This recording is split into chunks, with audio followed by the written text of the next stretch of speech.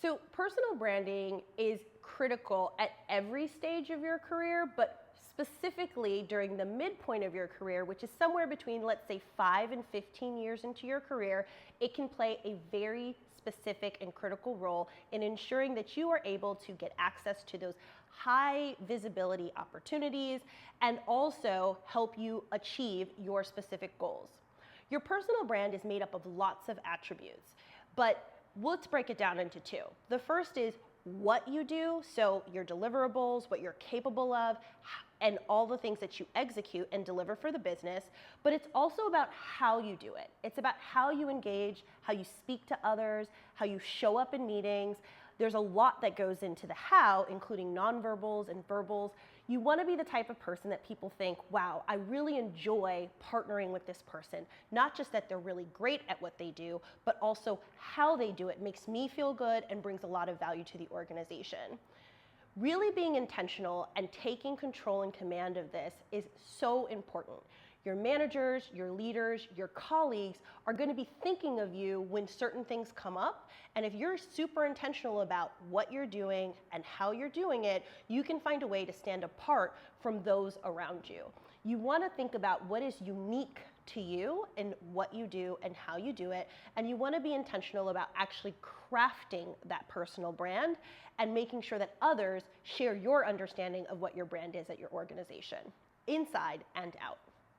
So when you think about building your reputation within your industry, the first thing I tell everyone is mastery is key. You have to be someone who really does well at what you own. If you are a really good shepherd of what is already within your purview and you do that very well, what will happen immediately is that people will understand your strengths and they will actually start to seek you out as someone that they can ask questions to, that they can learn from, and so on.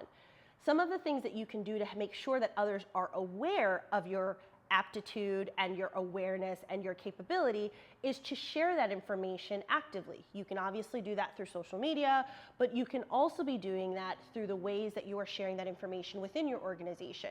I like to encourage my mentees, my coachees, and various clients to really consider how do they communicate their what and make sure that people really know what they're capable of doing. And that could mean some sort of newsletter that you share the wins or the milestones of projects that you own and execute, finding the opportunities to actually manage your own relationship kind of network and connecting with people, having those coffee chats, finding people in the kitchen, or making sure you're walking by and sharing those pieces of information with people who need to know what you're up to.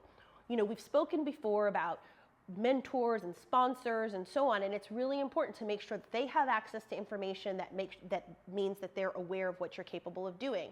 As you're building your brand within the industry, ensuring that people have that awareness of how well you know what's going on, how you're connecting the dots, and you're communicating that proactively, intentionally, and thoughtfully. Obviously, you don't want to be spamming people, but that really helps to drive an awareness that you really are a subject matter expert.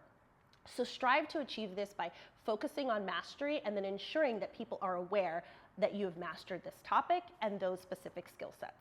So at times, you might feel a bit of tension about building your own brand as well as supporting, advocating for, and enabling your own organization's, let's say, visibility in the industry. And so you're going to have to navigate that delicately.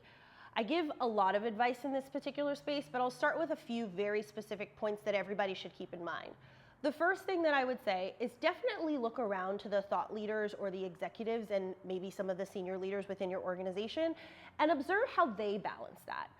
Think about what you're seeing them do on platforms like LinkedIn, where you're seeing them engage in various speaking opportunities, how they bring forward their own personal views in balance with representing the organization. So, step one, observe, take in the data, figure out what others are doing. Step two, figure out what feels natural for you. Specifically, you may want to test a couple of different things. You may want to figure out, okay, I really like putting a bit of my own understanding about this topic out here and maybe a little bit here and so on. Once you're done testing that, I would say 2B or maybe step 3 is actually get a little bit of feedback from those that are around you. So say a mentor, a peer mentor or someone else and just say, hey, I've been balancing this and I've been putting this out here. Do you have any feedback on how I'm executing this and balancing my own brand with the company's brand?